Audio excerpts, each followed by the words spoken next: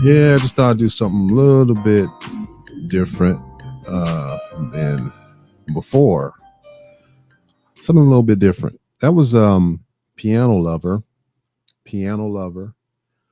from my friend David Broussard, accomplished musician and presently, well, David Broussard, saxophonist. And you can catch him on Saturday nights, jazz night at the Wood Urban Kitchen, upscale barbecue in Inglewood, California. 129 North Market Street, Inglewood, California, 90301. That would be David Broussard, saxophonist. Go ahead and check him out, y'all, if y'all have the opportunity to get through there and check him out. David Broussard, by the way, is a producer musician from Los Angeles, California, and is a West Coast hip hop pioneer, I should add. Formerly was a DJ. I believe that went by the name of Diggy Dave. One of these days, I'm sure he'll hear this and correct me. But he was a member of a large consortium of party providers, otherwise known as Uncle Jam's Army, with such notables as DJ Bobcat and Kit Kat and so many others. I'm drawing a blank right now because I'm just kind of winging it tonight. I didn't want to go away from not focusing on Dave here, but David Broussard, producer, musician, and owner of Jazzy Hills Entertainment. So feel free to swing through if you're out there in the Inglewood area. Catch him for jazz night. All right. Well, let's see. I took care of that. I just did that on my own. And just getting ready to start the show here. And my mouth was a little bit dry. I don't think I had enough water today. Well, I did. I had quite a bit of water, I think I should say. I had some water. But anyway, I'm going to get started and get underway. I'm just here doing this thing that I normally do. I call it being organic as we go. This being, well, the 5th of October 5. And, well, probably a full day now with Facebook and Instagram being back up and going once again after being off for several hours. And I personally find it, rather unsurprising to have seen this happen within a relatively short time span after the whistleblower appeared on 60 Minutes Sunday night. And then within the span of 15, 16 hours later, the entire social network shuts down. Billions of users accounts. I'm sure many have come to rely on as a means of marketing or whatever fiduciary pursuits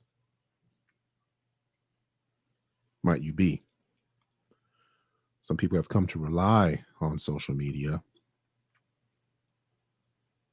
for other reasons beyond that being financial. Other reasons being, I don't know, a crutch, emotional stability. I'm here to tell you that doesn't affect me, by the way. Hell, I was glad it was shut down. I was glad that it was shut down. And I was actually cool with it and content with it being off. Actually went for a walk out in the sun for a number of hours. And it was funny because, I happened to be looking at my phone. Not that it was any kind of nervous tick or anything, but I was looking at my phone because I actually was uploading. Other programs. I'm going to start by saying thanks. First of all, thanks for watching, thanks for viewing this, and thanks for listening. QR code in the middle of the screen is tied into my Linktree account, where you can see all my productive efforts, I guess you can say. I don't like to say that they're projects, but they're things I'm actively working on, and trying to piece together. I just added on Fanbase. Fanbase apparently is Black owned, not necessarily operated, but it is Black owned because the CEO happens to be Isaac Hayes III. And I had seen this before, that it was emerging, that it was going to come out, and he finally released it. So Fanbase is out there. I got a Fanbase app that I use. I started using that actually yesterday. I used it yesterday, calling to the attention about about the social media being shut completely down. And I shudder to imagine how many of you out there were truly adversely affected by it being off. I'm curious to know. Did it affect any of you out there? Now I tried to actually stream on YouTube, but it didn't work out for my setup at the time. I had to reconfigure some things there, but that's neither here nor there. So what I ended up doing was reconfiguring and reestablishing my Fanbase account, the Fanbase account. I actually consider it mine, since it's run by somebody that looks like me. And I was a fan of Isaac Hayes' music. I actually was at Watt Stacks at the LA Coliseum as a little boy with my family. So it was a no-brainer to sign up for that platform. And that and another one called Melanated People. That's the one that I use today, just to kind of check in, get a feel for the program, and see how it works, how it integrates, right? So anywho, I'm just here tonight. Tonight it is nighttime where I am. It's the next day in other places, and it's the day before in others. But I'm here with you tonight for a while. Don't know how long it's going to be, but I kind of want to go over some things, and it's unscripted. I'm not yammering. Trust me. I'm really organizing some thoughts in my head as This is more about the reinforcement that there are no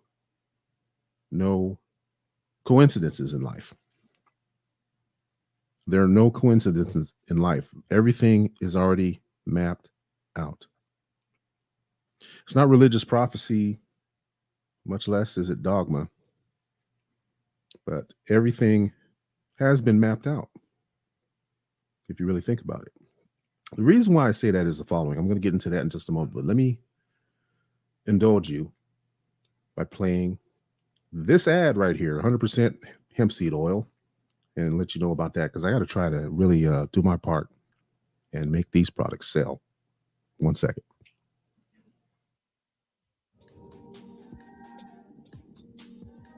Bolster your immune system, help alleviate stress. Take in those minerals and vitamins that you really need, nutrients like vitamin B, omega fatty acids 3, 6, and 9, and many more nutrients. More Beauty now offers hemp seed oil. We all know that health is wealth. We must do all we can to maintain it. More Beauty offers 100% hemp seed oil, a natural option. Hemp seed oil, available from More Beauty. Order yours today from the embassyofthemoors.org. The embassyofthemoors.org. So that's a product that I'm hawking. I don't get anything for it. I just want to support my people. Doing my part. I like to greet people in the chat room as I do see them. And greetings to you, kinfolk. Greetings to you. I'm gonna call you Vital. I'm gonna call you Vital if you don't mind. Your name is beautiful, and I do not want to mispronounce it. So I'm just gonna call you Sister Vital. Greetings to you tonight. Thank you for joining me. It's really special for you to have you here along with me tonight, because I really thought I was going to be by myself.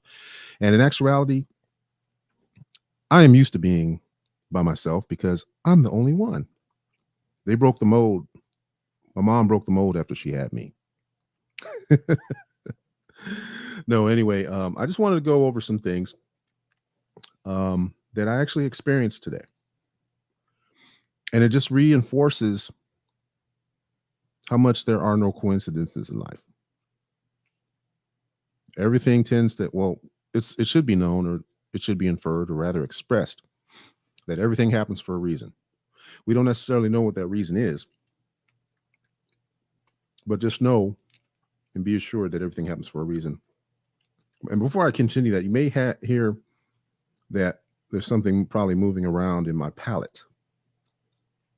That is only because I am indulging in, well, it's a bit of a vice I have to indulge in hard candy. The hard candy happens to be lemon drops. And I got a story about that. I actually shared that, I think, on my Instagram, because there's a lot of things that I share on my Instagram, and I do that to either mine for content or to jog an idea. And when you are somebody that's floundering through this, I don't think I'm floundering, but as you're somebody of a certain age, and there's things that kind of slip out of your gaze. So I use that as kind of my notepad, and my Instagram handle is my name is Noble. My name is Noble, and that is not being narcissistic. It's actually truthful, and I have a story behind that as well. But getting back to the lemon drops, when a few years ago,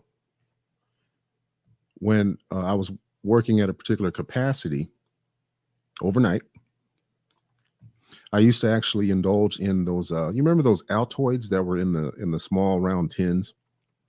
They were Altoids, but not the mint version. They came out with a Mandarin tangerine or something like that.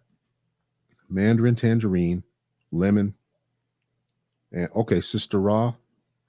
Okay, good.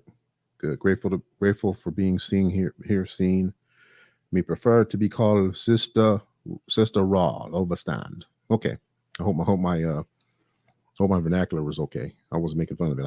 I'm actually working on that. But yeah, okay, Sister Raw, you got it. I'm gonna remember that. Thank you. I'm gonna commit that to memory.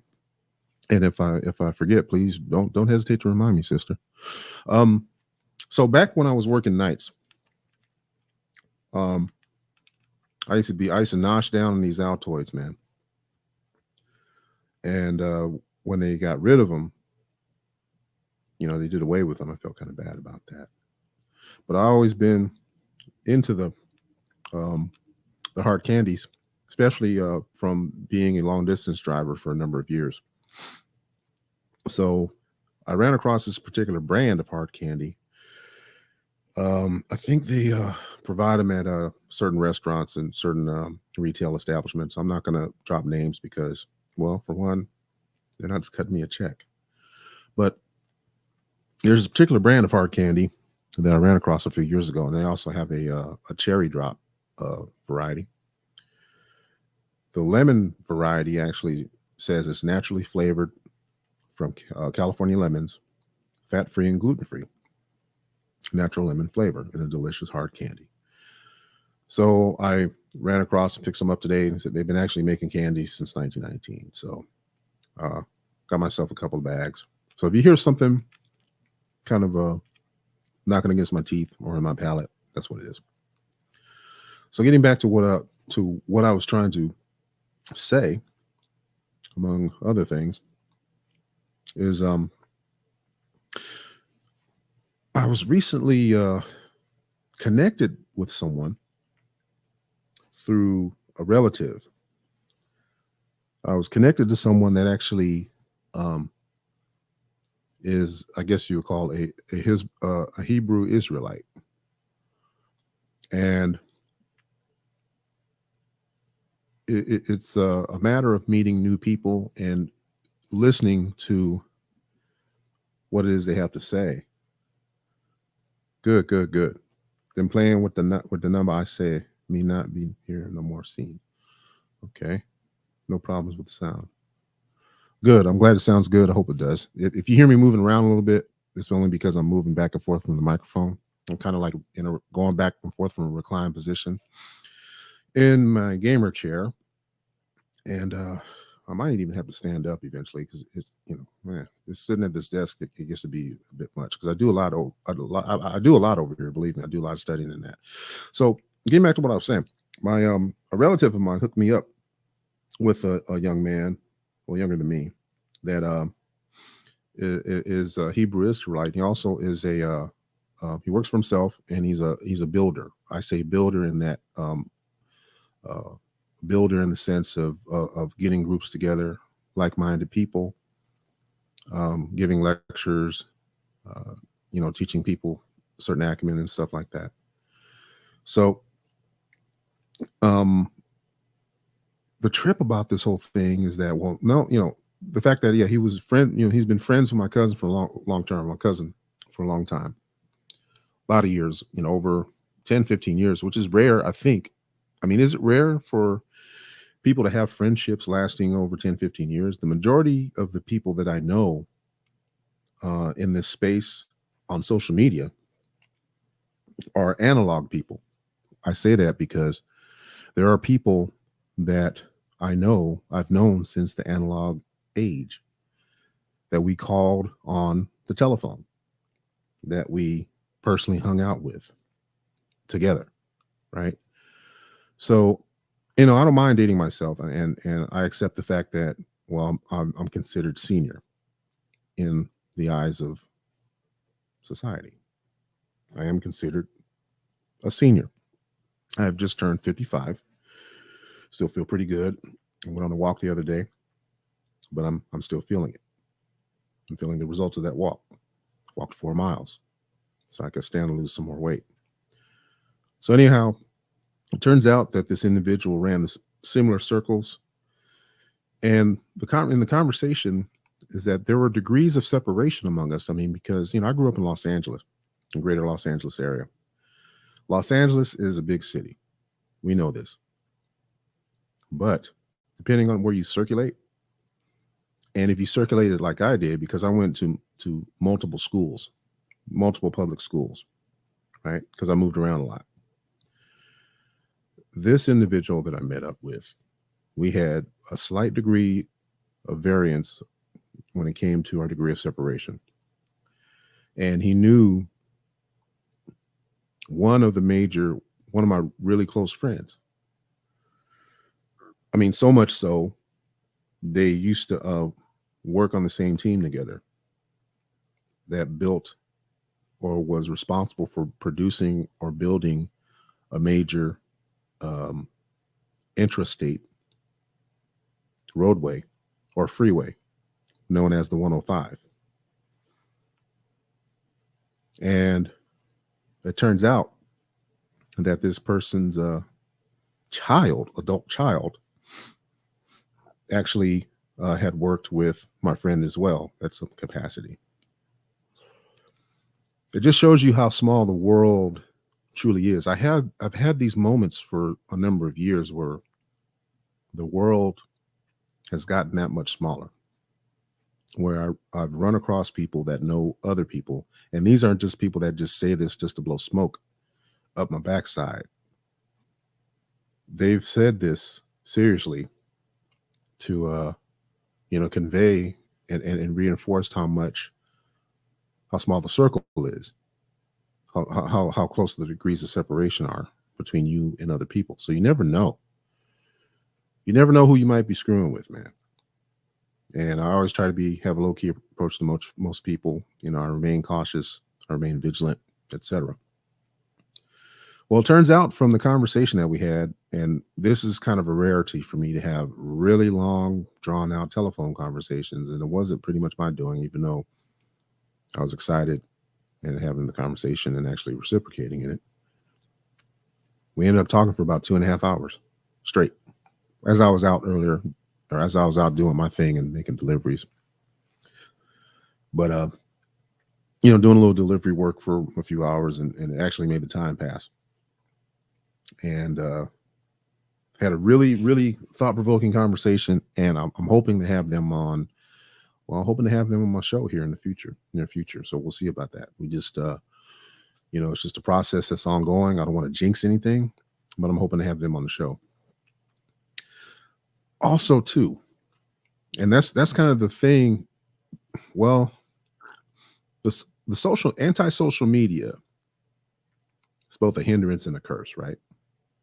I knew that getting into it. That's why I won't even say how long I've had Facebook, but I actually had to retire. I actually retired from a previous line of work. And then about 2 or 3 years later is when I opened up my Facebook account. I didn't realize I'd have this long. I didn't realize I'd really, utilize it for what it is, because I've used it for networking purposes. I've not used it to show off. I've not used it to completely vent myself and let all my information out. I don't, there's certain things I just absolutely will not talk about. I would suggest that for anybody, because it's under the realm of social etiquette, you don't want to put all your information out there. And I've come to terms with the why. That's the why I'm here doing this. This is no type of performance or anything for me. Even though I value the quality of the sound, I value what it is that I do to try to attract viewers, watchers, an audience, if you will. Not necessarily followers. I don't necessarily want followers. I want to unify. I want to motivate. I would like to inspire others, other people that are like-minded, maybe some that are not, to render consideration, to think critically, to engage critical thinking processes and methods in order to get through these problems that we have, specifically as a people that we are.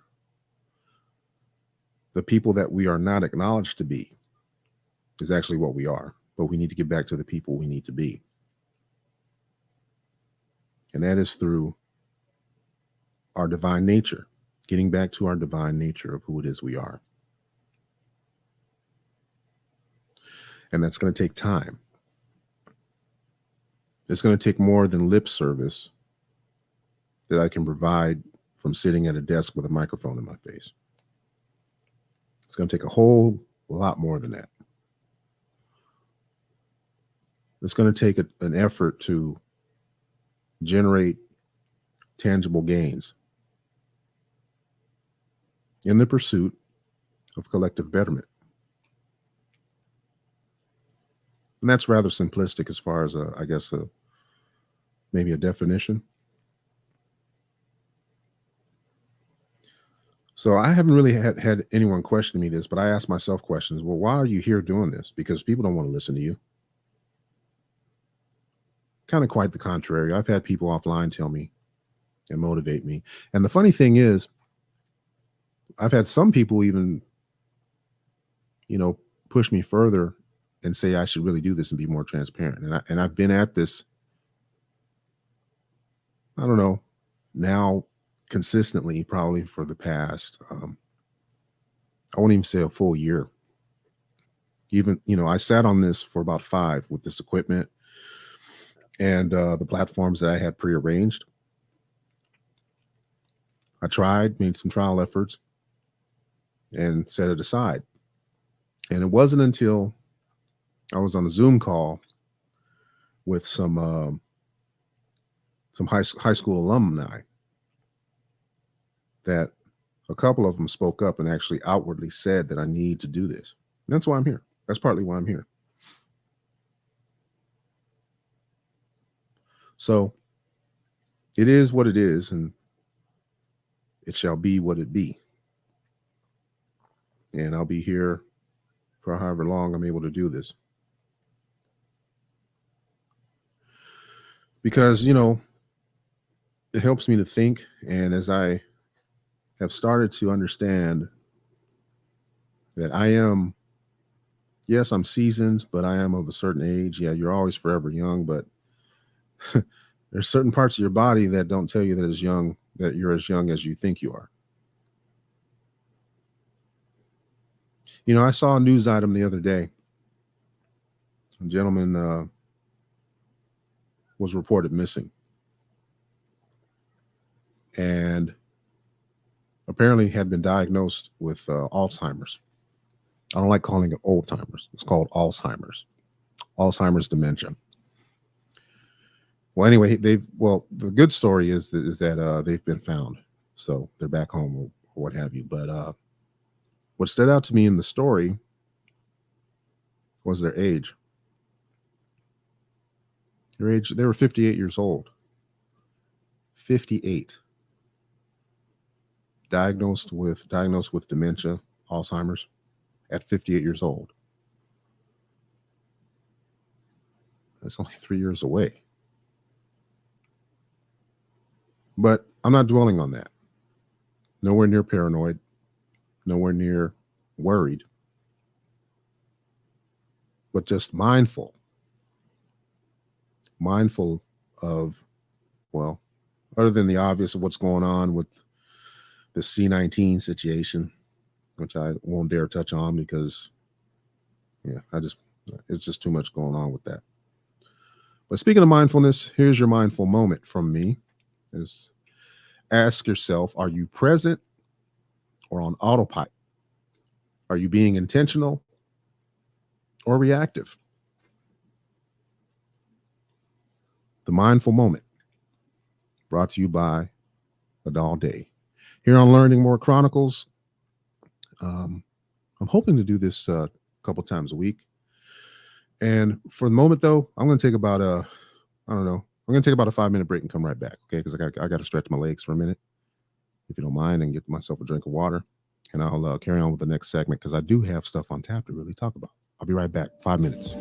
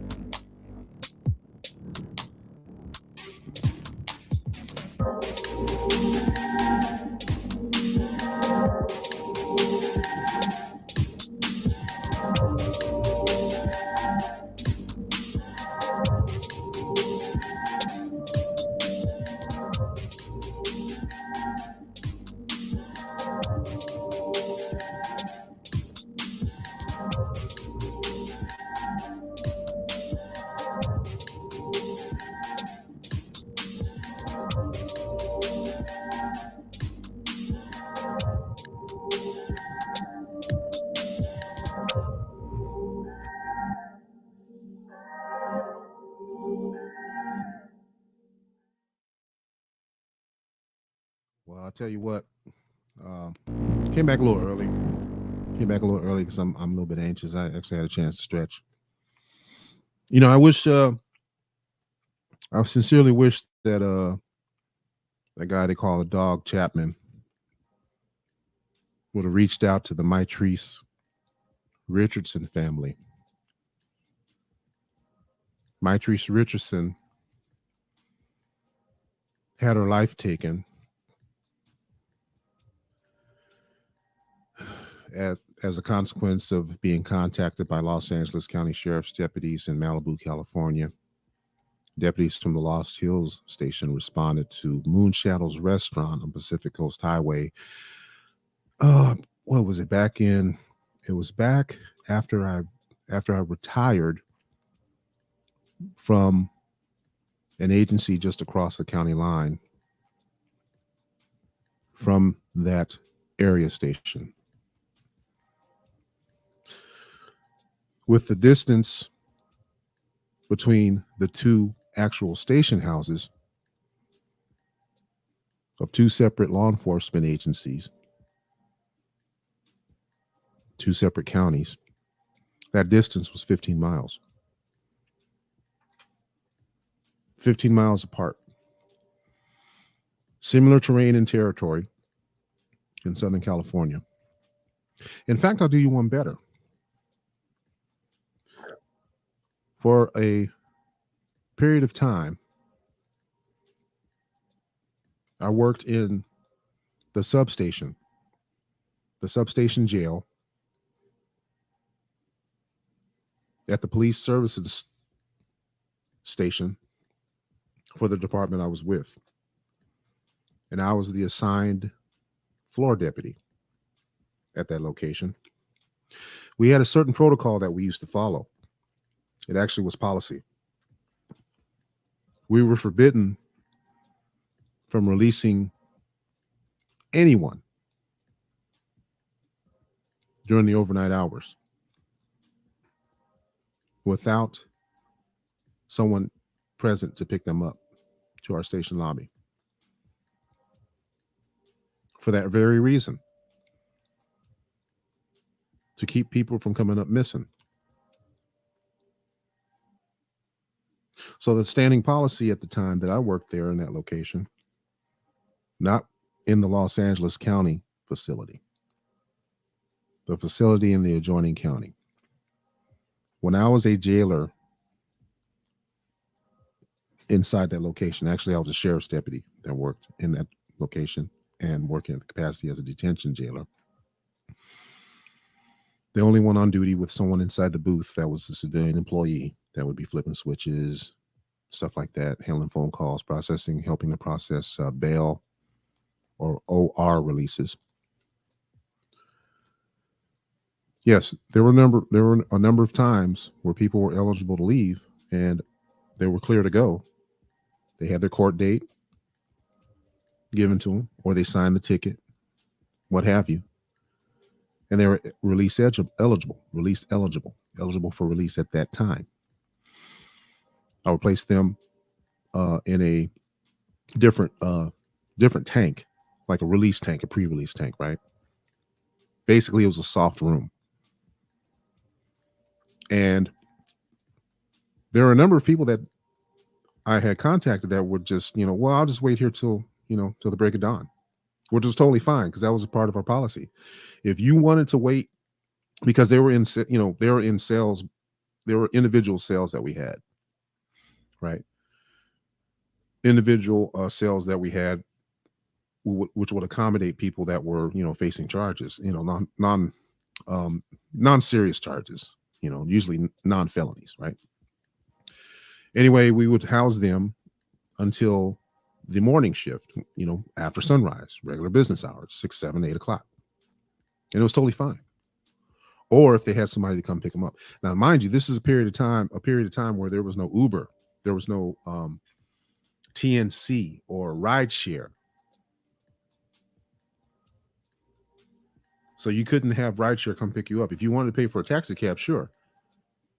But we actually wrote down the name and the identifying information of anyone that would come pick them up. We'd write it down. And I mean, I could speculate, but I choose not to. I mean, having researched from afar, reading documents, including I think part of some of the public reports that were released to the public on that incident involving Mitrice Richardson, I'm going to conclude that they should have never detained her in the first place. I've been in a number of situations myself where I've had to make assessments as to whether or not somebody was mentally capable or if they had their mental faculties. Now, going through from memory, I don't have the statute right in front of me, but the code section is 5150. 5150 W and IC. The 5150 W and IC. W Welfare and Institutions Code 5150, State of California, which stipulated if you're either if you hurt yourself, had a propensity to hurt other people, or were gravely disabled. And if all those elements were meant to constitute those things, if all the elements present at the time, and you can reasonably articulate that those things were present, then you could take someone into custody, lawful custody, for mental assessment to a local mental health facility that was available 24 hours, at least in our county. So why is it that these deputies didn't do that in their county? Well, for one, they're spread too thin, and I don't know what the closest mental health facility was. And for two, well, they're exacting punishment on the girl. These deputies ran, and this again is my opinion, and I'm not sure if it's necessarily qualified or not. But when you are in that position and you wear that uniform, you have a lot of ability. You have a lot of demonstrative ability and power to violate someone's freedom at any given moment, under the color and the presence of law, under the presence of lawful duty. You have some that misuse that. And unfortunately, it doesn't become discovered until there's something forensic that resulted from it. I mean, forensically, like if it's something, some evidence gathered later, latent evidence. So in this case regarding Martrice Richardson, I believe she was 20. I didn't even expect to talk about this tonight. It just kind of came to me because it's disheartening. It's disheartening. I mean, each case differs from the other, right? But when you look at it in a broader sense, a broader spectrum, you see who is considered privileged and who is not. You see who gets the attention and the effort. You see who does not. So where does that leave you, Black people? What does that leave you thinking, Black people?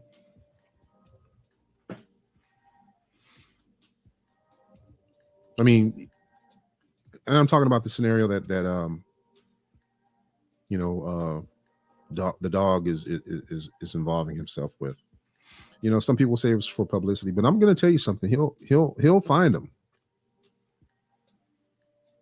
Good, bad, or indifferent. I'm not saying I'm a fan of the guy. I'm not saying I'm not a fan of the guy, but he'll find them. Because what you have to understand with bail enforcement agents is that they don't have the same rules as government policy enforcers. He's basically an everyday citizen that's going out and locating people, and he is successful at it.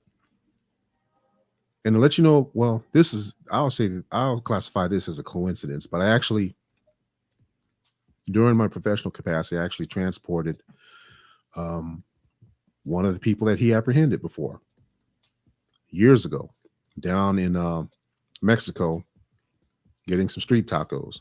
It was a man that sexually brutalized a woman. I think it was in was it Ventura or Oxnard? And he was a descendant of the Max Factor fortune, so he was pretty well off. Anyway, he had absconded, gotten down to Mexico, and Dog Chapman located him, found him, brought him back, got him extradited, and he got convicted, sent to state prison. And I was the individual that took him to state prison because I was working at the time as a gray bus, the Gray Goose. I was a Gray Goose pilot for a few years, and hauled a number of people to prison for the first time. Hauled others that were, what you would call career prisoners. I'm not casting judgment. I'm just saying. I mean, these are individuals that told me their stories. So I'll get into that someday later, maybe. But I learned a lot from listening to people that were, caught up in the mix and incarcerated. And there's some people that you actually know they deserve to be, they don't deserve to be around, average everyday life and people in society, man. They just don't. That's just the reality. There are people in our midst that don't belong in society. And I'm not saying that, because of ethnic background or anything. I'm saying because some of these people are just straight out degenerate people. They'll take what you got. They'll violate you as soon as they look at you and blink their eyes. And that's real. That's real. I'm telling you. So let's see. Went off on that tangent. Somebody told me a long time ago, when you go off on tangents, that's a measure of intelligence. I don't know. I think that's a measure of being delusional. I don't know, man. Jury's out on that. Yeah, a good friend of mine told me that. Actually, a former coworker, one of the voices on the radio, radio dispatcher that I once worked with, and she told me that don't apologize for going on tangents because they're a measure of intelligence. I'm like, the measure of intelligence of diminishing intelligence. Anyway, I don't really go around patting myself on the back too much, but I don't like to talk myself down either. But I took that as a compliment. So anyways, getting back to, I don't know, just wafting my way through this. And I guess I'm done with the previous segment. Well, I guess I'm done talking about Mitrice Richardson too. I'm never done talking about her, because I can't imagine what she endured, man. She must have been terrified. I mean, she was released from the jail in Lost Hills in I like to say Calabasas, but it's Calabasas, where it's pretty notorious. A lot of people probably know about it nowadays. I mean, they knew about it then. There's a lot of things I saw just over the county line from Los Angeles County, adjacent to Los Angeles County. A lot of things I saw, man, through the years. And that's pretty much, I end up dwelling on it in conversation. I'm not necessarily sure if anyone's interested, but there's a number of people I've run across, notable, famous people. As a matter of fact, I was just thinking about this earlier. The plot of land where Jamie Foxx now lives. I believe before that house was built, that manor was built where he lives. If it was built, it wasn't occupied when I was working out there, because, well, I say that only because, that was in my patrol area, and I worked overnight, and those were areas where you could park and take a nap. Honestly, candidly. I mean, it's a whole other show altogether. And, I'm not sure I exactly want to let it out, because I don't want to breach any safety protocols for anybody out there who might be working overnight. But things have changed now. I think rather exponentially. I think things are markedly different from when I worked in the job from then to now. But there's a lot of things that are still the same. Fundamentally, the job is dealing with people is the same thing. I mean, I tend to get a little bit upset when I see memes. Well, I get upset at seeing memes anyway, because I don't know if they have any real educational value. Some of them do, and I end up getting to a circle and posting them, the ones that really stand out. But the ones that tend to affect my psyche somewhat, if I let it, are the ones that have a display of badges that say that they're plantation police or something like that. And that's something that really played on my mind. And actually, within the past 2 or 3 years before I actually would retire myself out of it, I had a conversation with somebody that was, that wasn't in the fold. I think they worked in the business world. And they told me something to the effect that what I was doing was supporting the status quo. What I was doing was supporting Rome. And it didn't really sink in at the time. You thought you were doing the good fight. You thought you were representing the people. But turns out that really you weren't. You were the vanguard, I guess, for, because where I worked, it was pretty, I won't say it was upscale, but I worked in an area, even though I dealt with a lot of negativity, because I was dealing with, drug users, drug abusers, people that rob people that would climb through your window and violate you, take everything you had, people that would do harm to people, etc. But outside of that, it was kind of a Shangri-La for people, because, you had a lot of these communities. Well, not communities. Well, I say communities that I wasn't able to afford to live in. And that's pretty much where I worked. Some of the beat assignment areas. Even though I was dealing with, majority of the time I was dealing with negativity. And you start to understand that you're not representing the people, because you're representing what they tell you, to represent, is to keep a certain element away. And that certain element, in some cases, that element, well, they were people that look like me. And that's what I fought against. And I checked people for it too. I fell out of favor with some people though. But hey, I don't want to really ramble on that stuff, on past career stuff. Matter of fact, I actually have a friend that tells me about dwelling in the past too much. But I like sharing my past with people and letting people know about it, and letting people know about my experiences and my oh man, what am I saying? Just stuff that I've experienced, and my perception of things. And it's hard to believe that I actually got into that gig when I was still in my 20s. And I'm still thinking about it today. I just talked to a friend of mine that has made rank and actually been on the job for around the same amount of time, or longer than me, a little bit longer than me. But we were both applying at the same time, and they made it through the ranks and got pretty high, as far as the rank goes. But while I was mentioned earlier that my friend was, another friend that worked in the business world, was telling me that you're just a regular blue collar worker that violates the freedoms of people. I said, well, that's mighty liberal of you. That's mighty left wing of you. But I started really thinking about it. It started really bothering me, man. Is that what people think of me? Think I'm violent. I'm going to go out and just violate your freedom on a whim. Last time I checked, you had a checklist. Last time I checked, you had protocol you had to follow.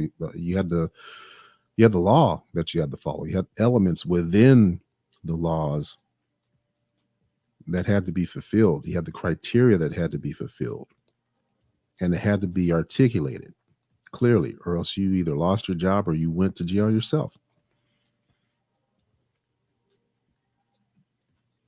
That's what I understood. That was my clear understanding. That's why I never really had any problems. My problems I had were with management, because they wanted a puppet, and that didn't bode well with me. So yes, it's a job that I tend to dwell on and talk about. And I went from that and ended up driving buses over the road, highway buses, taking people places. And that was a pretty cool experience. Seeing a good part of this nation, good part of the country, especially the countryside, going different places, different destinations, taking people to different events.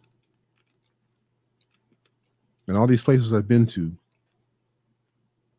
I was blind to the fact that I was on top of indigenous pyramids, mounds in some of the places I went to. Like, been doing some reading recently about the Washita Nation of Northeast Louisiana.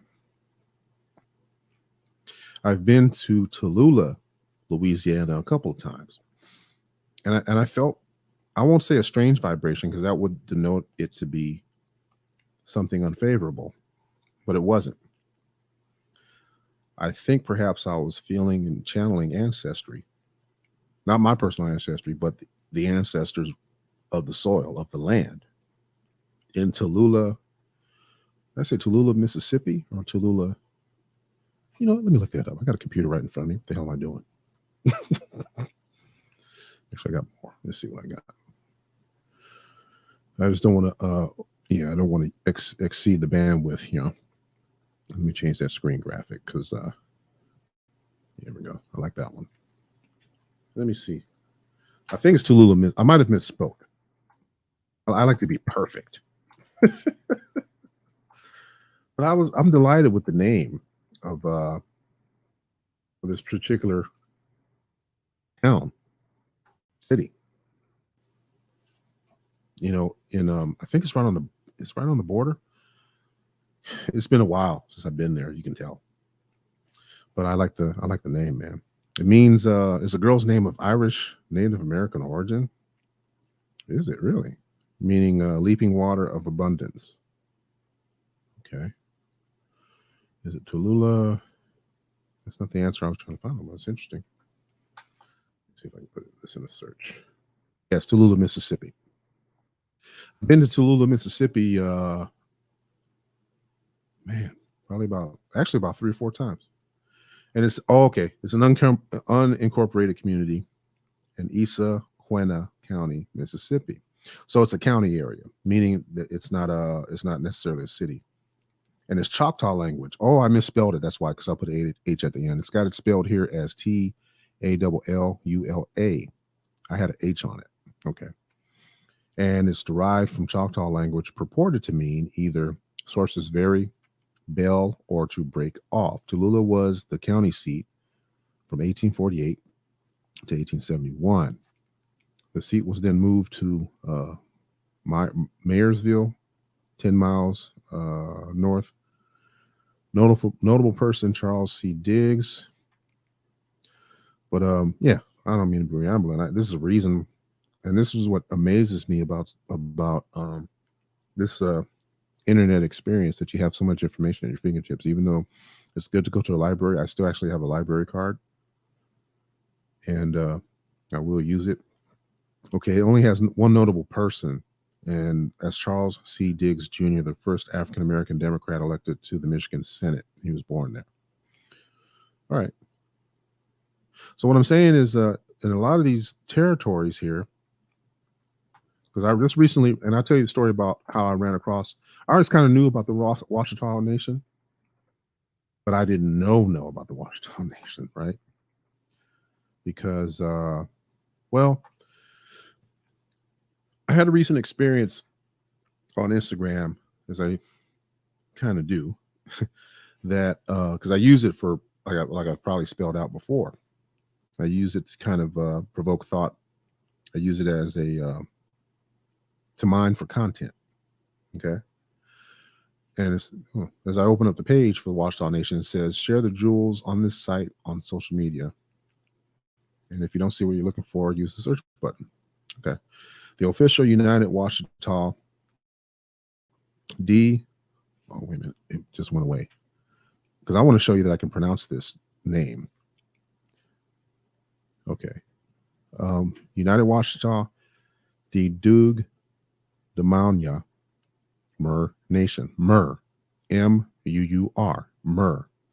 M-U-U-R, right? Not more. Mer. Because it recently came to my attention that Moors, the Moorish reference, or Moors, M-O-O-R, stems from Moors from Europe or Europa.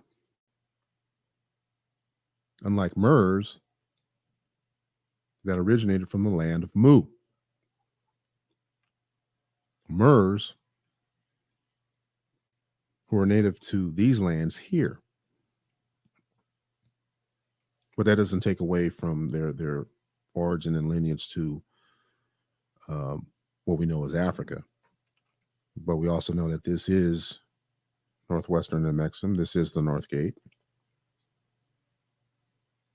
It's logical to me because I understand that at one time that Florida and the eastern part of the eastern seaboard, if not all of it, was thereby attached to Mother Africa. And this is actually the fatherland. That's what I understand. That's what I heard. But I don't like to go by what I heard. I like to go by what I've studied and what I know, and I'm still learning it. So don't take my word for anything. I know y'all know that, by the way, I'm piecing this together. Y'all know that not to take my word for anything, right? So anyway, the reason being behind this is learning of self and reinforcing and reconnecting with my roots and studying the roots in my family tree. Because what I have had before this internet thing before this information age, I had word of mouth. And that word of mouth came from my grandmother, my maternal grandmother, and my mother, that each told me about our lineage to the Seminole nation, that we were Seminole. And I've taken that to mean, in further studies, what Seminole actually represents. And basically, it's a compilation of different tribes or nations within the tribes, what have you, that amalgamated. Some amalgamated with Moors or Murs or what have you. And, there's been different, I guess, iterations of these tribes and groups. And for several years, over the span of roughly 10 years now, maybe more, for as long as a particular genealogical platform was available, I actually worked with it and got some information from it. But it becomes a bit pricey when you attach a monthly payment to it, right? To get what you think is additional information and insight into your existence, your family tree, your bloodline, your pedigree. So up until that time, I kind of when I realized that I'm paying X amount of dollars a month, I don't really have a lot of time to devote to this. I set it aside until recently, that I found a more economical option. That being for the price of free. Because, well, a lot of the homework is done for you, because as is probably known, I don't know if it's known commonly, but there is information available that's open to the public.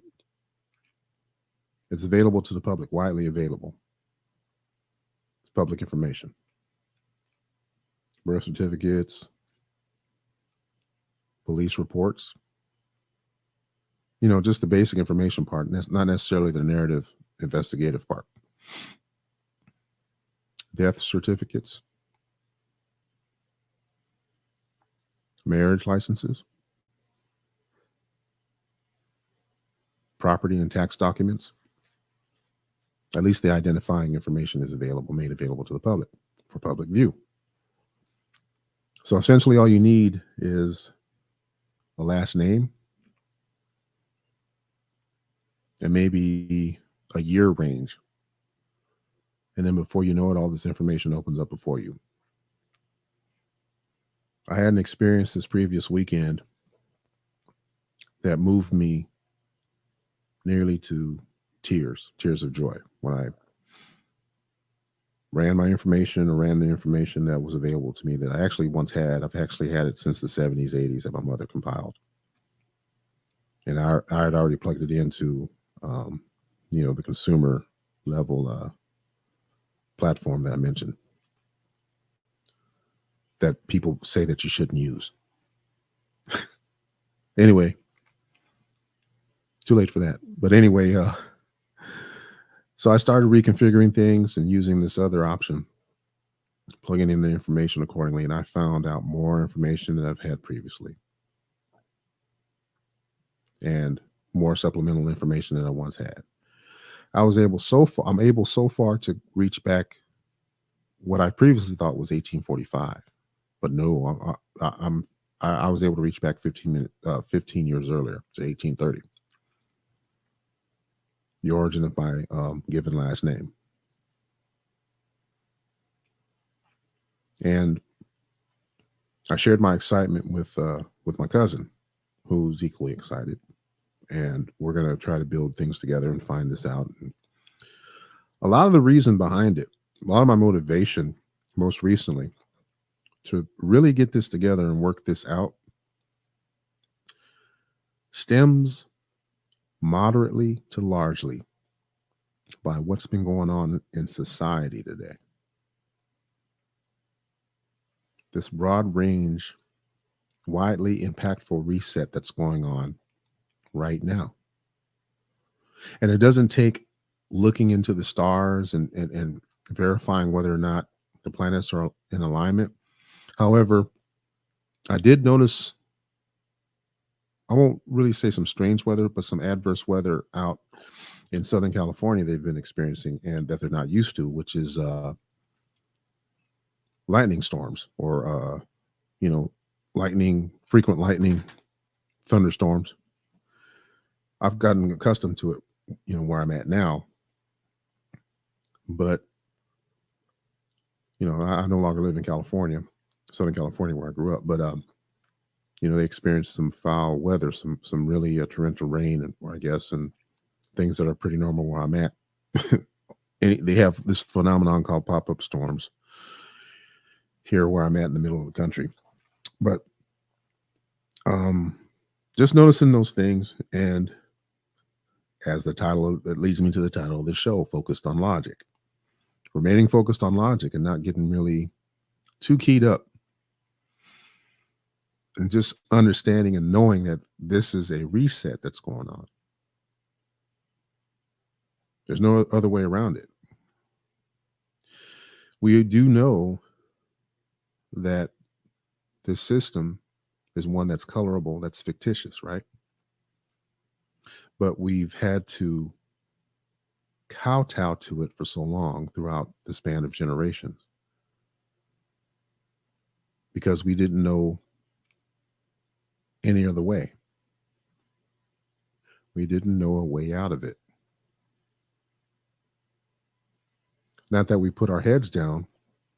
Some of us did. Some of us still have our heads down. Some of us aren't looking, at the forest for the trees or whatever. But it's important and crucial to be observant, not paranoid, but observant of what's going on around us now, because there's going to be a point in time. And I told this to my cousin the other day. I said, there's going to be a point in time where you're going to have to prove through documentation what your nationality is, what your bloodline is. Because everything is going to be resurrected to undo the usurpment of the true divine people that existed before colonization. That sounds rather simplistic, doesn't it? But to me, it seems logical when you weigh in all these factors, things that are going on around us, things that are happening to us, the different angles, the different aspects that's clearly affecting society and its people in it right now. So far be it for me to be paranoid or alarmist, nor defeatist.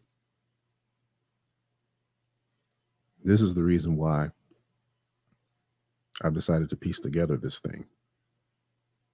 I'm committed to doing it. That being said, I posed a question to my Instagram page because in my research, I found out something rather interesting. I found out a couple of things, actually. Researching my ancestral history, and it was revealed that one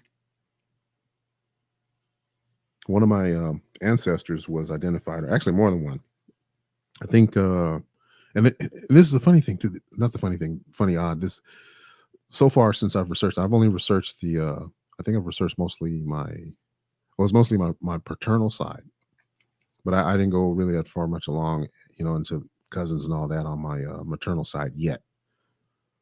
But on my paternal side, there were mulattoes, Moo, right? Land of Moo. But there were mulattoes. And I say multiple in multiplicity because, well, I think I counted 3 of them on a few different census rolls.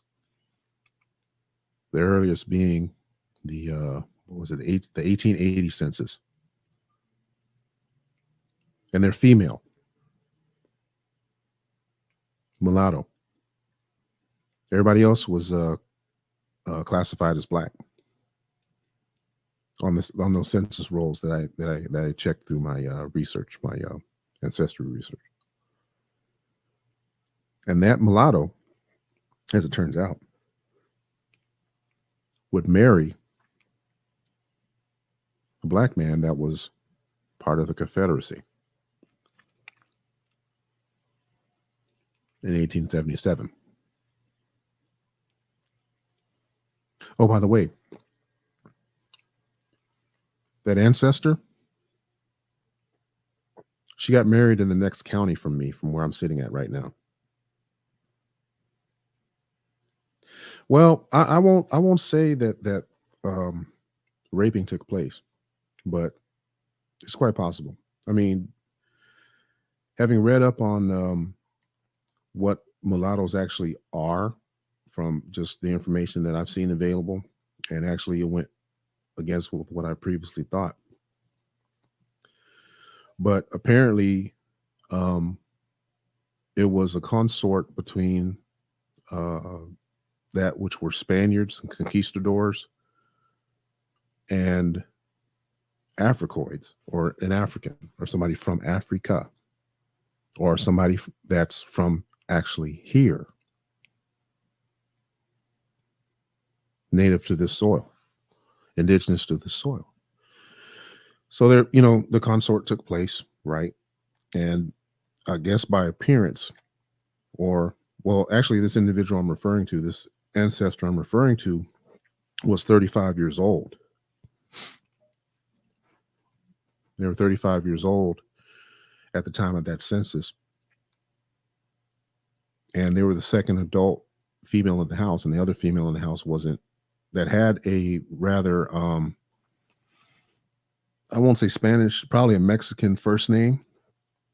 I don't have it before me right now, but they had it was a name that to me was apparent that was of Mexican origin, and they were classified as black.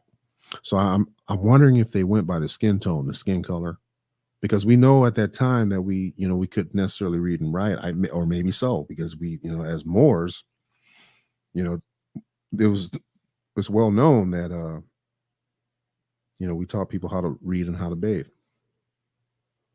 But I'm not being don't get me wrong, I'm not taking any of this personally. I'm not taking this personally at all. I'm just trying to find answers, right? I'm trying to find answers. I'm trying to line things up. I'm trying to dot the I's and cross the T's. That's all I'm doing. I'm not taking this personal at all, because I happen to know, I have a book actually that I picked up a number of years ago, and the title of it kind of pissed me off. That's why I never read it. Just like with actually a DVD of a motion picture that I have here that we've had since it came out. I think it's called The Help. I never opened it. I never opened that DVD. I never watched the movie. I never watched the movie The Help. For obvious reasons, because I felt it was pretty upsetting. But then again, when you're studying to learn your true self, sometimes you have to take the good with the bad. You have to take the salt with the sugar, right? So,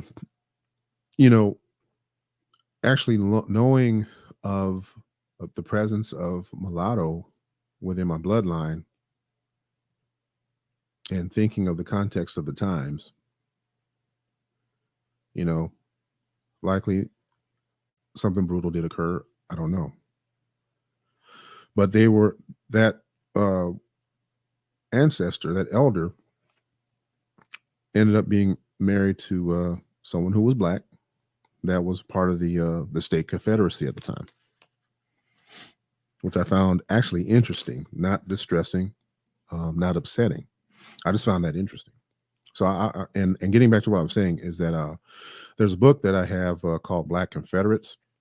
I actually have the hard. It's not really a hardbound book; it's paperback, but it's a bound book. But I have it in storage, and I've been meaning to get it out because I want to read it. But I picked it up in my travels when I was, working in the capacity of being a charter bus driver. As a matter of fact, so you were born in New Orleans, okay? I lived in Louisiana for roughly about a year. Something I actually found out today. Something I actually found out today is that there's a mound, an indigenous mound pyramid on the campus of LSU. And not that I was oblivious to it, naive to it, I just didn't know it was there. As many times as I've physically been to LSU, I'm ashamed. I'm not ashamed to say it because I just didn't know that there was a mound there. It was actually a state. It's a what do they call it? I forget the name. It's a recognized site. It's got a sign there.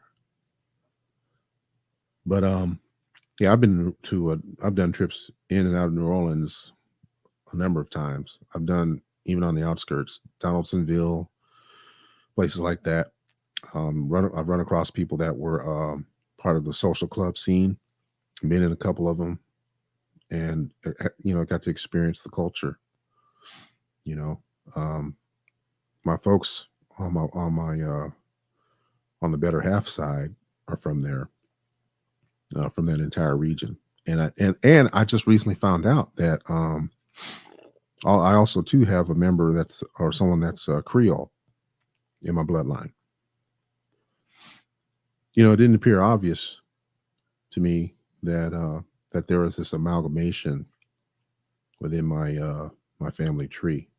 I've always been told that Florida, Seminole, Texas, California, but I've come to find out that Mississippi's involved, Alabama, North and South Carolina, Oklahoma, Texas. Not even going over the ones overseas from the other results I had from the other genealogy study thing. But anyway, yeah, man, yeah, really, it doesn't distress me at all, But I did ask the open question to my Instagram on my Instagram page. How would you feel? How would you feel if you found out that one of your ancestors served in the Confederate Army and about being mulatto? I never considered myself mulatto. You'd probably be able to assume that to look at me, but my hair is really coarse. I have my hair in locks. Have had my hair in locks for years, since I've become in one respect, I've become free as far as free from a dress code. I no longer, because I don't work for a brick and mortar and stuff like that. I mean, I accept that this nation was colonized. I accept that certain travesties took place. I don't accept it. I acknowledge it. I understand those are things that took place. Because we've gotten away from our divine selves anyway. Even looking at it from what's taken place within the past 20 hours, and I'm talking about with the social media thing that shut down. Take notice of who was the whistleblower. Female. Right?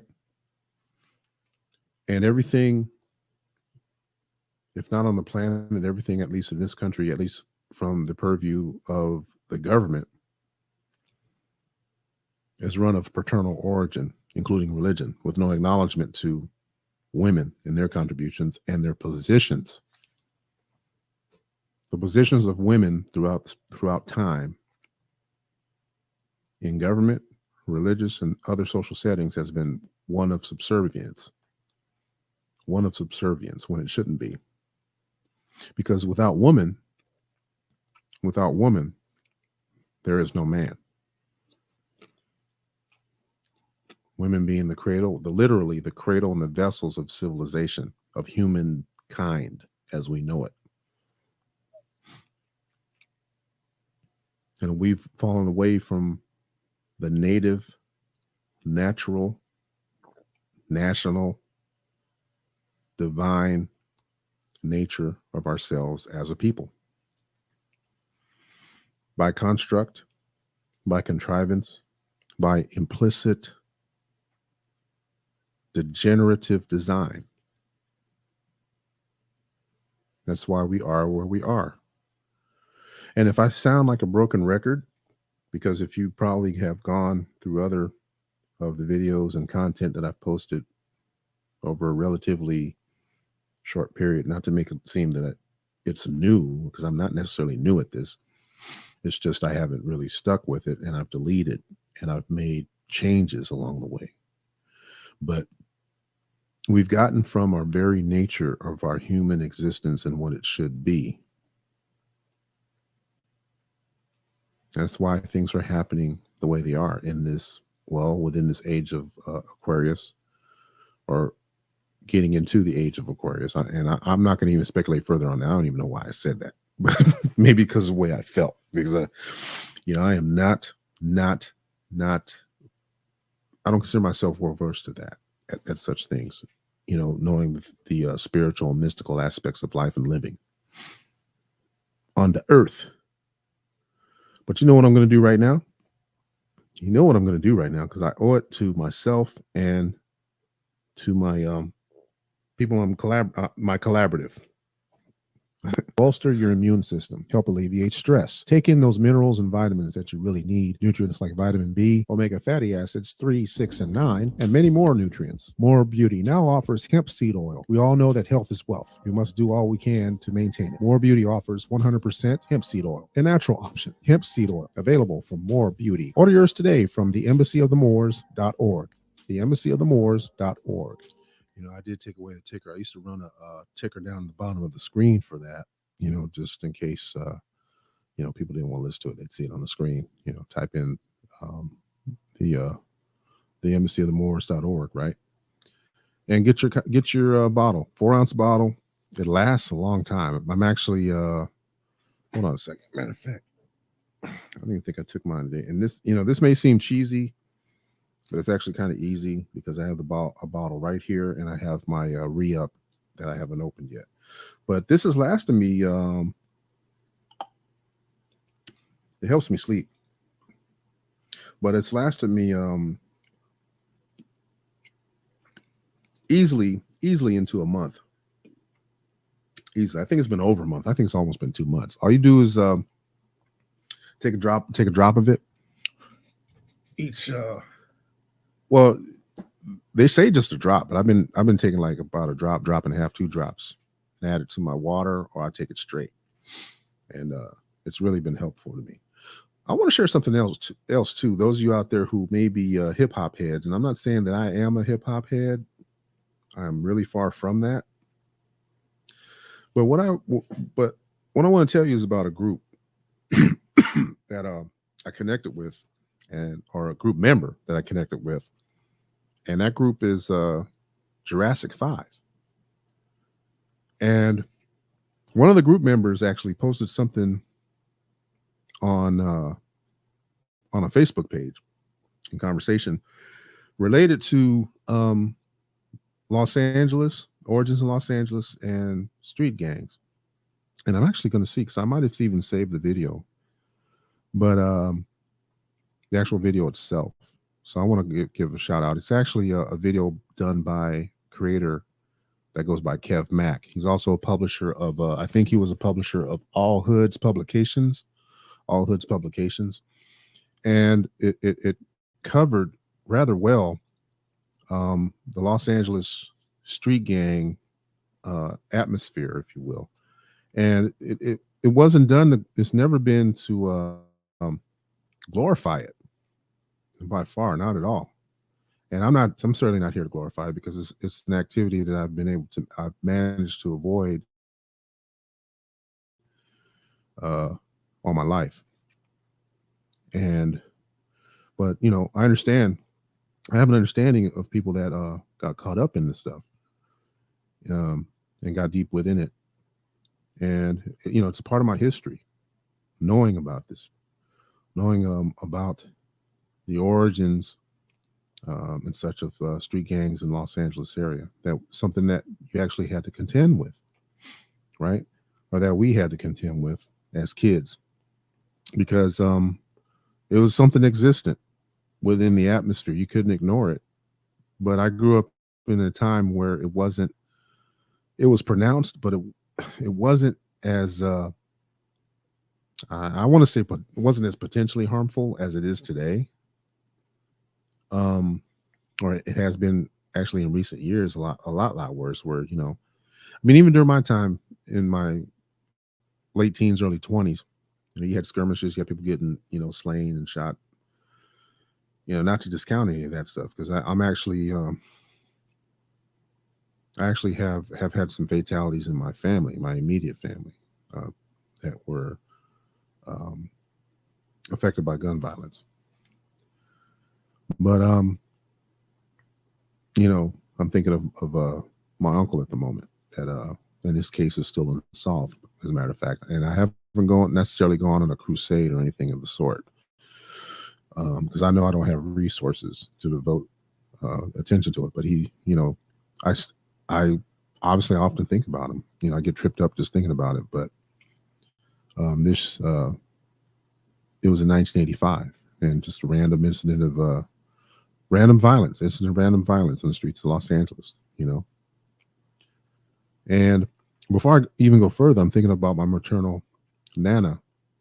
That 3 days from now um, will be her born day on the 9th. She was born in 1899 in Texas. In 1899, her father, also born in Texas, he was born in 1865. And as has been publicized and is known, um, well, slaves in Texas didn't know that they were free. They didn't know that they were free on paper. They held it from them. The rest of the world knew, and it was held from them. They didn't know. It wasn't made known to them. So, anywho's, I'm actually going to open up this particular. I'm going to open up this. Oh, let me read this first. I ran across this on, and I don't mean to be jumping around. It's just a lot of stuff that's prompted me to bring up. And I actually meant to bring it up earlier. I ran across something on an alternate media source that I watch, and it says the following: Biden was instructed by China to remove American troops from Afghanistan, and he did it. He did it. It had nothing to do with wanting to end the war and everything to do with what he and Hunter were paid for. Biden's orders from Beijing are to destroy America so China becomes a global hegemon. And that got cut off of the picture, but I gotta edit that. But the story I was going into was I responded to something on my wall. I say my, but it's not my social media. It's it's not run by us, obviously, and it's apparent. But for the purposes of this conversation, I'm saying it was my wall just for brevity's sake. So I responded to something that was posted on not my wall. It was something that was posted on their wall, quite actually, and I'm going to get it in just a minute. And I would show it, but it's a bit late, and I actually logged out of the account. And what I'm saying is that they sent me a message just now, so I'm going to find out, because we've been dialoguing back and forth earlier tonight before I came on the air. And okay, the post it's the if you have Facebook at all, it's the Jurassic 5 official page. It has their logo up there, and it's the page about the Crips. And the Crips began in 1969. I was born in 1970. Soul Train started in 1971. The Crips conflict was in 1972. First hip hop party was in 1973. Sedgwick was it? Yeah, the first hip hop party involving Kool Herc, and that when hip hop really broke out. Knowing history helps you to understand the cultural dynamics and effects on the social environments at the time. Los Angeles gang culture, Crips and Bloods, started in the same generation of the pioneers of the culture of hip hop in 72, 73, along with Soul Train, James Brown, and the Black Panthers. This is the West Coast documentation of the youth culture in the early 70s, as displayed by Kev Mack of Kev Mack videos on YouTube documenting authentic LA culture. And it's titled 1972 Conflict, The Wrath of the Crips. So I haven't had a chance to watch it yet, but I saved it and bookmarked it. If you look, let's see, on my adult day YouTube page, you might see it as one of the videos that I might have marked. I don't know. I haven't looked at it to be sure. But yeah, the woman is the life bringer. That is definitely for sure. Even though I ran across an article today that asked the question, can males, biological males, have children? Can you believe that's part of the damn discussion nowadays? It's absolutely ridiculous. Absolutely, positively ridiculous. Let me open up this.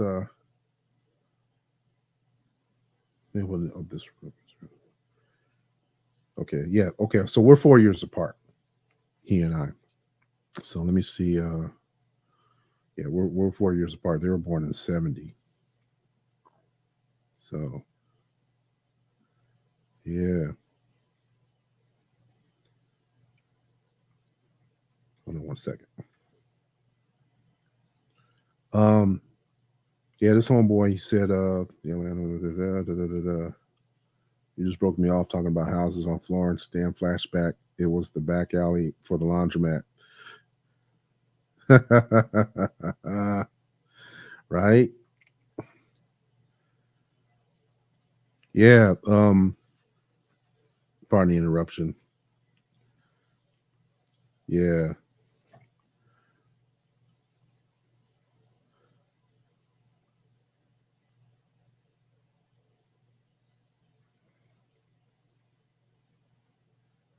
One second. Let me finish my response. I don't want to leave this guy hanging.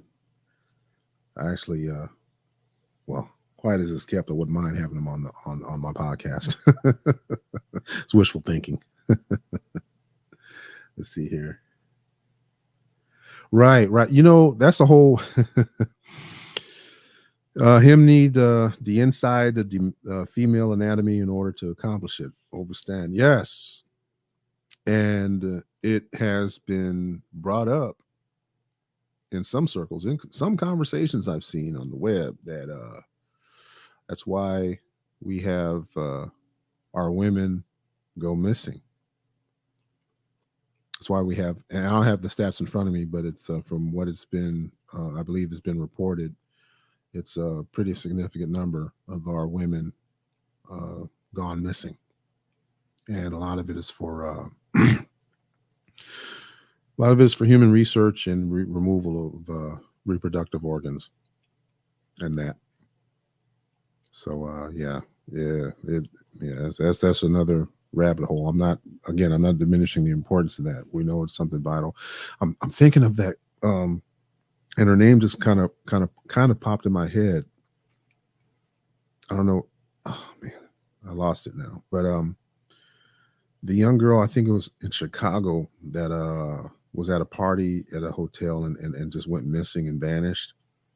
And there was video footage of her going into her freezer, or freezer storage down in the basement somewhere. And I think it was in Chicago. So let me see here. Also got oh, okay, my man sent me a message again.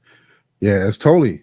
You know, I did touch on recently. I touched on, it was a publicity photo of a well-known rapper, well-known gay rapper, yes, that actually had a picture of himself appearing pregnant, and they try to play it off as a joke. So I got someone that just sent me a message. Give me 1 minute.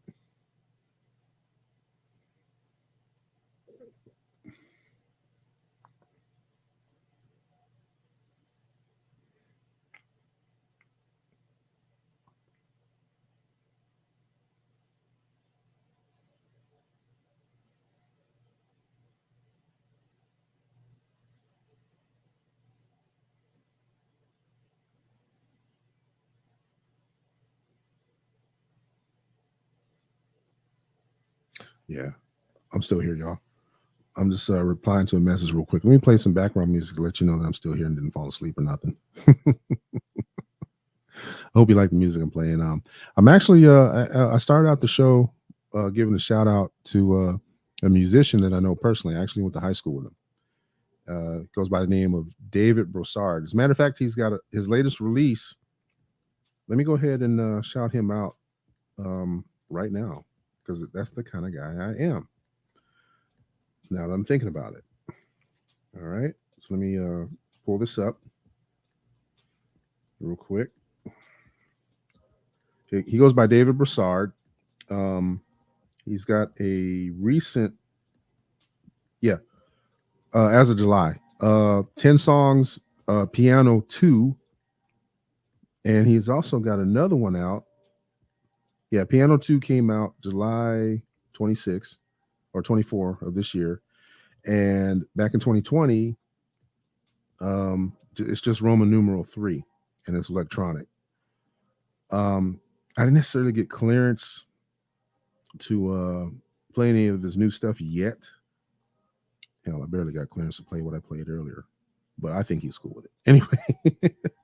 But he's out there doing his thing, and if you are in Inglewood, California, or know someone who is, I would say, go by and check him out.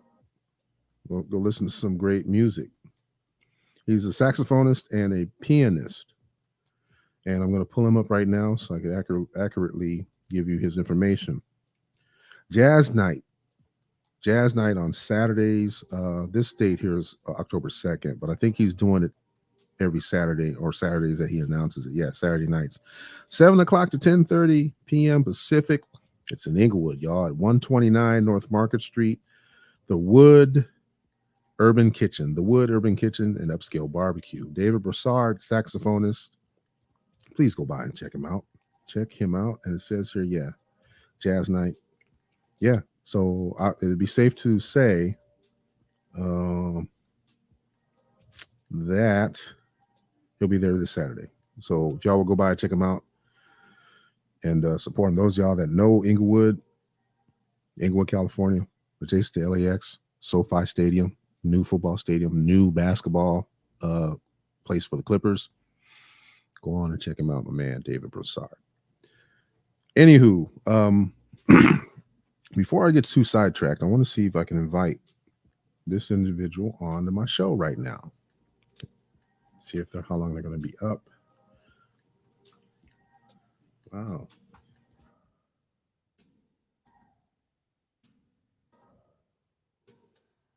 Yeah. But they'll come on the show. And let me see.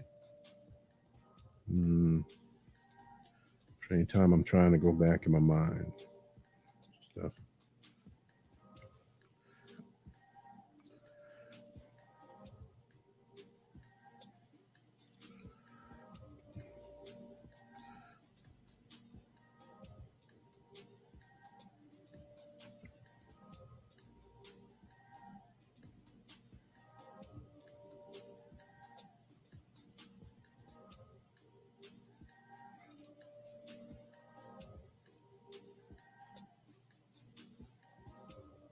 I'm typing somebody back real quick. I'm sorry. Give me a second. Moved off 71st, back in summer 78.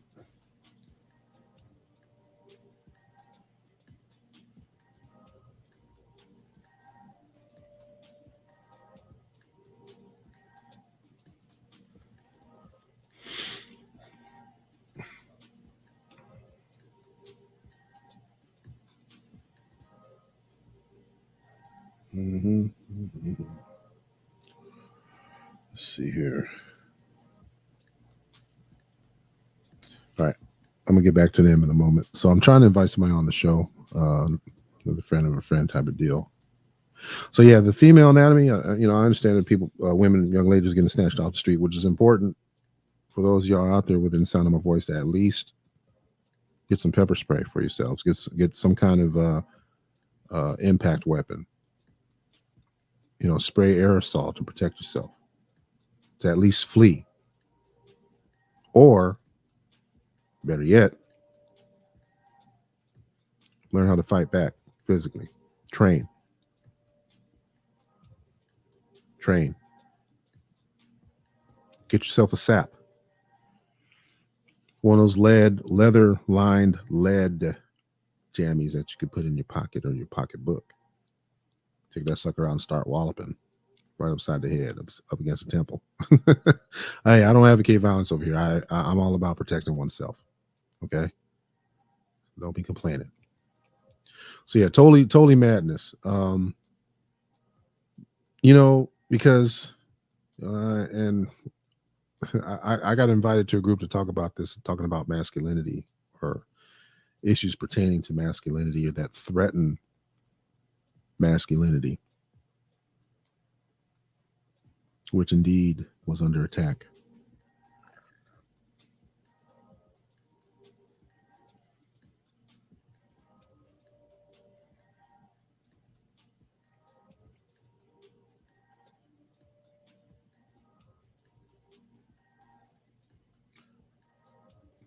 My classmates.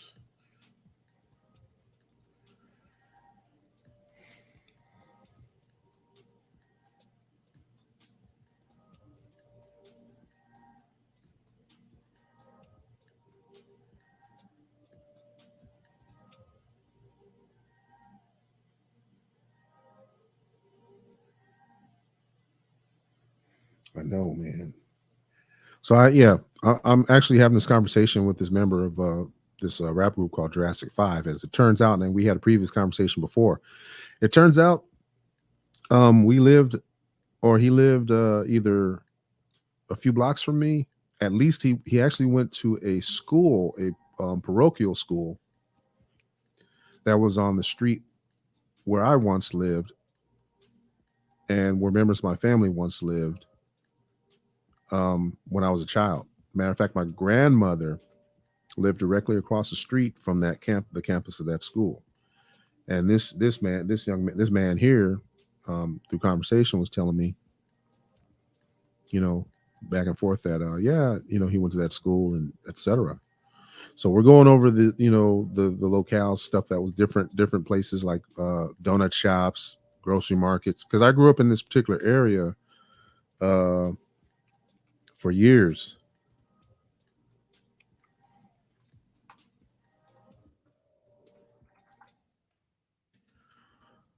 So I've been I grew up in that area, and my elders grew up there in a particular spot in South Los Angeles throughout the 40s, 50s, and 60s. So there are a number of places where we lived then. Just after I was born, we lived, immediately adjacent within that area, and it's just remarkable. And this isn't the first time something like this has happened. I mean, I've actually interfaced with uh, several people without even reaching out to them, just seeing, mentioning different commonalities and seeing that, we live down the street from one another. And it's a real trip, a real trip. All right, I'm going to take I'm taking about another 5-minute break because I don't want to go with dead air as I'm responding, replying back. I got a couple of chats right in. I'm trying to invite a guest onto the show. And I'm probably going to go even after I come back after 5 minutes, which would be 10. Well, actually, I'm going to push it out to about 10 after the hour. I'm showing 2 after. I'm going to come back at right at 10 after. So it'll be about 8 minutes. And then I'm going to come back and probably go until 30 minutes past. At the 30-minute mark, I'll probably wrap up for the night. But we'll see how things go. All right. So let me take a little bit of a brief break. I'll be back.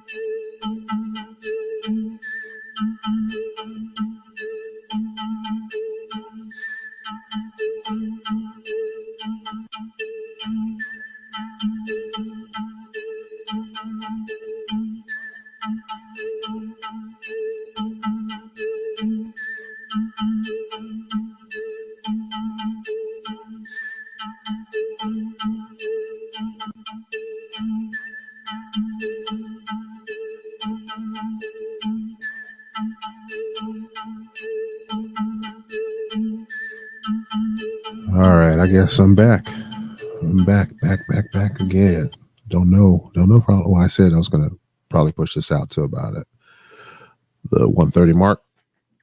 So yeah, I did post a link though. I think it's rather premature. I don't think my guest is gonna join me. I was gonna post a link and see if anyone wanted to join, but it's probably getting late for a lot of people that have other things going than to talk with me. So I'm not gonna really stress myself over that. And just going to function and move along. So what I was talking about earlier, or was getting ready to talk about, and I think I got rid of this. I got rid of the website that I was actually going to look into, which was the Washita Moors, or Washita Mer. I was going to say Moors, okay? So bear with me. Spelled MWR, Washita Moors, and pretty thorough. You know what? That's what open up. I think that'd be cool. Let me get this out the way. My production skills are off the chain. Trust me. Yeah, I'm just winging this tonight and going through, and because I believe in developing things organically. And it's been said that this isn't real radio anyway, so why does it matter? But I wanted to develop and promote a good product for people, so people will come back again and again for whatever I might have to offer at some point. Man, I'm seeing stuff come up. I'm gonna have to look at this stuff later. There's a lot of pages I follow, and somebody getting ready to lose their job. Wow.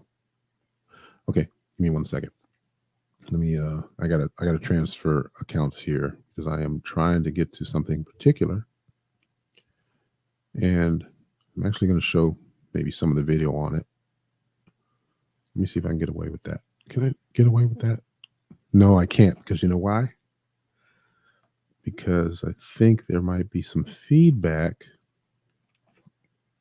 from the audio if I hold on a second. Let me see if I can get this right. Okay. Let me see if I can mute it. Yeah, I am focused on logic, aren't I? All right. Oh, here we go. All right, this was what I was going to try to play. Let me see if I can do this and share the screen with you. All right, give me a second.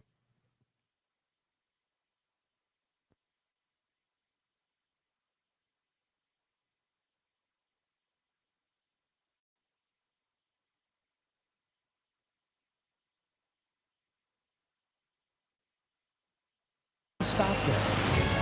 The ancient DNA. Man, I hate the ads. I really do. All right.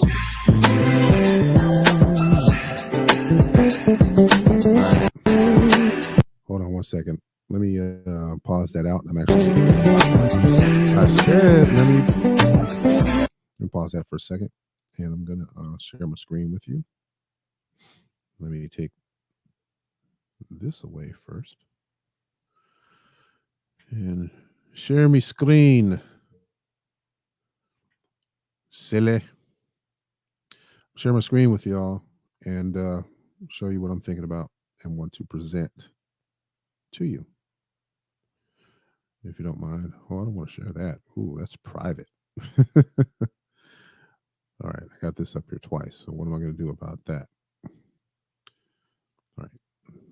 Let's see here. All right, let me see how this is going to go. Here you go.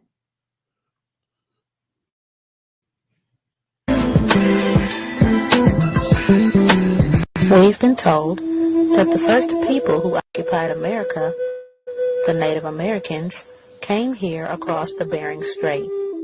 But what if someone told you that when the Native Americans came across the Bering Strait, there were people already living here? These people had an established civilization that not only rivaled that of Egypt in its height, but is also much older. In fact, at the 1996 14th session of the United Nations Summer Conference, these people were recorded as the oldest indigenous people on Earth. In the next few minutes, we'll tell you about a very old and ancient people, the first Americans, the Washita de Dugdamounja.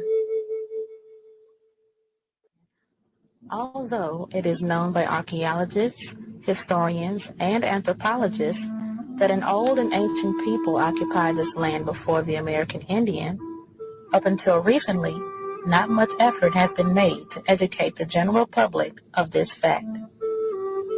People ask, what are the Washita Moors? What's a Washita? What's a Moor? And understand, I am a Washita Moor. The Washita Moors have not gone anywhere. We've not disappeared. We're still here. It's part of American history that most people want to talk about, but beyond just American history, the Washita, we have our own history. The history of the Moors is there. It's been twisted and distorted, and it's just murky legends and the stories that kind of hide the evidence of the Washita and the Moors. The evidence of the Washita is very prevalent. It's just not being promoted and being taught in the education system. No one wants to talk about a race of people who were here, civilized, organized, and giant black people. The Washita are the dark-skinned original inhabitants of North and South America. They have been referred to as the pre-Columbian civilizations, the prehistoric mound builders, the diggers, and the ancient ones. Certified legal documents of colonial and Spanish and French explorers identified the Washita as the ancient occupants of America. The Washita Nation are akin to the Moors of Northwest Africa and are responsible for building the highly advanced geometric earthworks and sacred burial mounds found all over this continent. People always ask, who are the mound builders? When did they exist? The mound builders are the indigenous original inhabitants of North and South America. The mound builders did not exist in a vacuum in one time period. We have always been here, and we shall always be here. Modern science teaches that all the continents on the earth were once connected in one piece of land. They call it Pangea. Washita history actually says the same thing as do the scriptures. The Washita, the indigenous people of this land that we now call America, were on this land when it was connected in one piece. When this land was connected to what is now called Africa, the Washita were on this land that we call America. So the Washita do not come from anywhere. We did not come to America from someplace else. We were already here. We have always been here. Back to the time when scientists called the land Pangea, when it was one piece. So we have always been on this land. Poverty Point, located in Pioneer, Louisiana, near Monroe, is recognized as the second largest earthen pyramid in North America. This ancient site, called the Great Bird Mound by the natives, was a cultural center for the advanced temple, mound, pyramid civilization. Poverty Point, as it is currently called, is located in northeastern Louisiana in Ouachita Parish in the city of what is now called Monroe, or near Monroe. The Ouachita referred to it as the Bird Mound because there is a very large earthen mound in the shape of a bird with outstretched wings. In some places, it measures 70 feet high. The wingspan of the bird is 640 feet, and it actually measures 710 feet from the head to the tail. At the base of the bird, at the foot, there are 6 concentric ridges composed of earth, and the Ouachita actually had their homes located on these ridges that at one time measured as high as 5 feet. In a Western education world, Poverty Point has been identified as the oldest community in North America, in that Poverty Point was a complete city in construction. Its dynamics, it's the civil engineering that went to design the city has been copied for thousands of years, and the community is in the shape of a concentric rings, several concentric rings, and these rings are duplicated over and over again in the U.S. Congress, where the seats are laid out, in the Roman Senate. If you go to most entertainment venues, a theater, there you'll find that modern day theaters that are acoustically designed are in the same formation as Poverty Point. And Poverty Point being a place that is known to be as old as, or as young as, 12 centuries before the birth of Christ. When you speak of Poverty Point, you think of a time that wasn't supposed to exist. Poverty Point, at its height, not at the beginning, but at its height, was at least 1,000 years before any agriculture was supposed to have occurred in North America.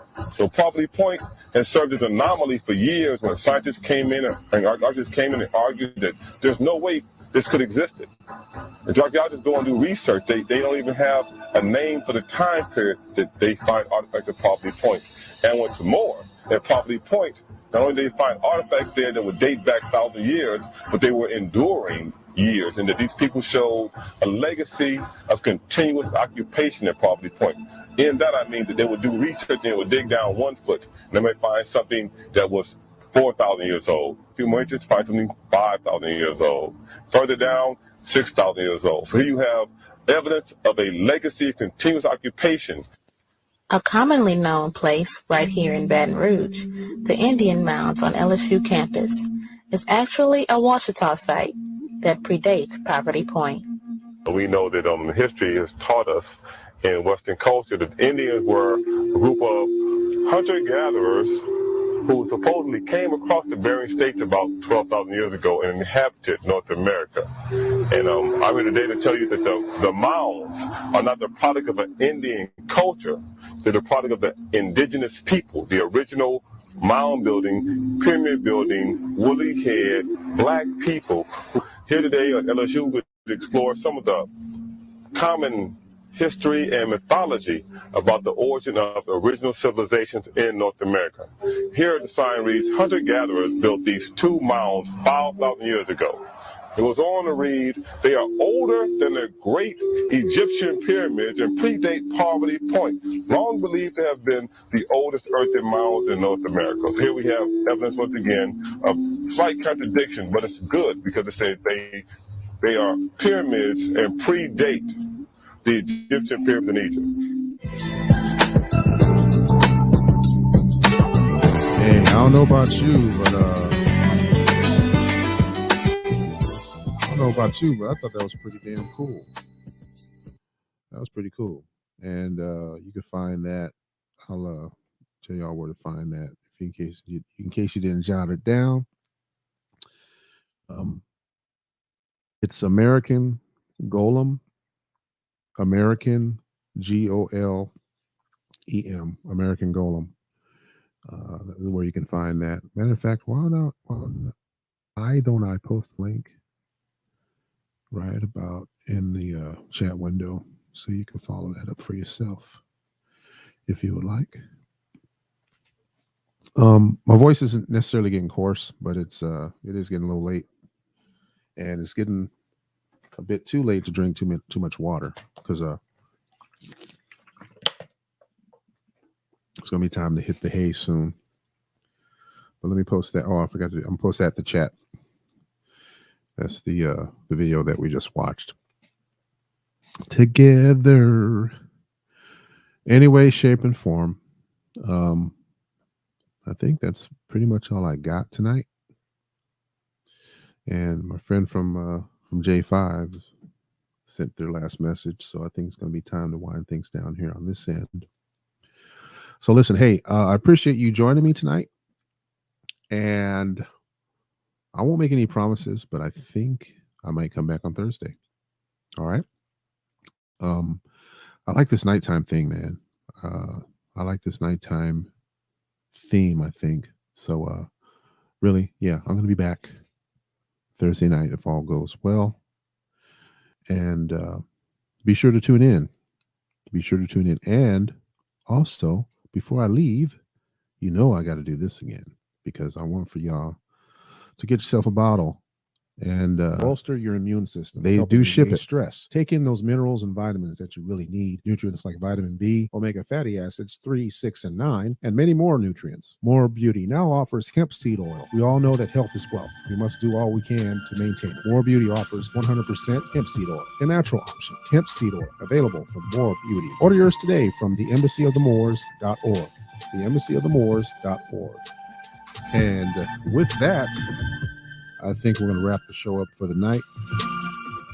I really appreciate you checking this out, especially for coming by live and spending your time with me tonight, and for some possibly maybe some thought-provoking conversation, maybe not. Hopefully you took something positive with this experience with you today, and I'm going to let the music play out. So we'll see you next time, hopefully sooner than later. Let me entertain that last comment before I go. Thank you. Yes, thank you. I'm glad you believe I was being reasonable. All I want to do, and I think I'm going to maybe trademark this term, is all I just want to do is make sense. I just want to make sense. That's pretty much all I want to do. And I noticed from your name right there, I wanted to know if you actually probably have products available or you provide services for people, because I actually want to give you a shout out at some time and possibly be of help in some way, shape, or form to for our people to if they're offering products and services out there to people. I want to give people a shout out. Okay, so keep that in mind. Maybe you can drop me a line. I think I left my email and stuff up there. Yeah, up there at the top right of the screen, noblemormon@gmail.com. noblemormon@gmail.com. Okay, cool. Got you. Right on then. Right on. You're making some right now. Cool. Well, I'm working on a product myself, actually. And I don't want to jinx it and let too much out of the bag, but I'm actually working on my very own brand of product here that I hope to piece together soon. I'm doing some R&D right now, and it's going to be something that I'm creating, which will be made available soon, hopefully sooner than later. So I want to thank you for tuning in tonight. And I was supposed to cut it off after the music played out. Oh, okay. Oh, nice. I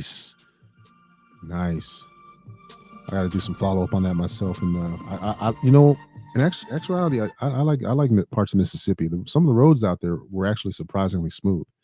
Part of my family history is from there, from about Monticello and other parts of Mississippi.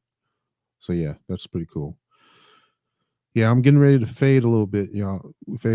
So I'm getting ready to hit the hay, and hopefully I'll be back Thursday. And I'm gonna let the track play out. Go ahead and take down my information if you would, and feel free to contact me for any future shout out or anything like that. And I would like to shout out your product if you have some available, even if it is hemp oil, whatever it is. I'll do it for free. I'm actually putting my stuff out there in podcast form that is actually available on 6 different platforms. So Natchez, oh man, hold on a second. One of the most insightful experiences I've ever had in my life was being in Natchez, Mississippi. I actually was a charter bus driver for a black-owned company out of Southeast Louisiana, and the trip that I actually had um, was involving a drive of an elderly group of senior citizens from Denham Springs off of Interstate 12 for a day trip up to Natchez, Mississippi. Not only Natchez itself, but a plantation in Natchez, Mississippi. I have to look it up I have a photograph of me parking the bus in front of the plantation itself. But to be standing in the entryway, the foyer of that place, and I didn't happen to mention that these folks that I drove up there were white. Whole busload of white people. I drove up there to this plantation. I'm standing right there in the entryway with them. Very surreal experience, indeed. So I'm going to close with that. We'll be back at you hopefully sometime Thursday. Set your notifications. Please